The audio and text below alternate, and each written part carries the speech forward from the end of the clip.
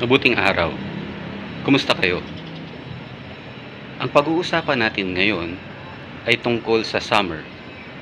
Actually hindi. Tungkol sa uhaw. Dahil officially, it's summer, my favorite season. So, pag-usapan natin ang tungkol sa uhaw. Kayo ba ay nauhaw na? Ako ay medyo nauhaw dahil ako'y may kakatagpuin dito sa rooftop. Buti na lang hindi na gaanong mainit.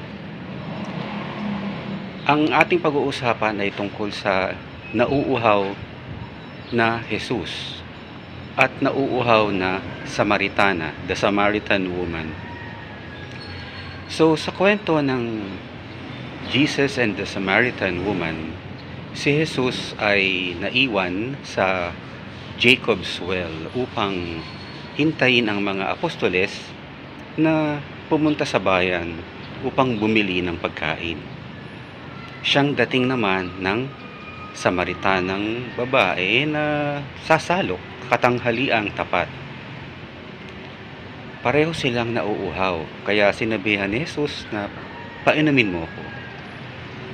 Subalit sabi ng Samaritana, kausap mo ko, babaeng Samaritana, at ikaw ay isang Hudyo, kasi hindi sila magkasundo noon, ang dalawang grupo na yan. Lalong-lalo na, isang lalaki at isang babae.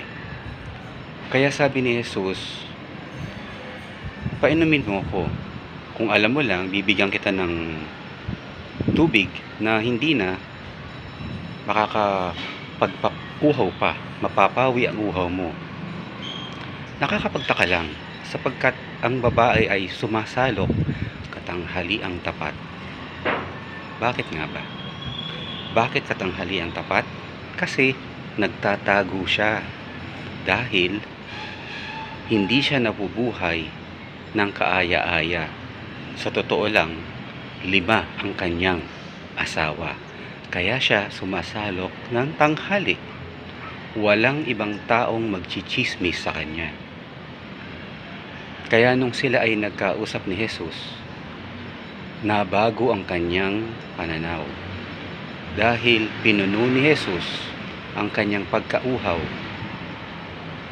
Pagkauhaw sa pag-ibig at pagkauhaw sa atensyon. Kaya nga nakalima siyang asawa. Kulang siya sa atensyon, kulang siya sa pagmamahal. Gayon din naman, si Jesus ay uhaw. Uhaw sa atin. Siya'y naghihintay rin. Ngayong Kwaresma, mapapawi kaya natin ang uhaw ni Jesus sa ating pag-ibig sa Kanya? Pagnilaya natin. Muli, maraming salamat. Paalam.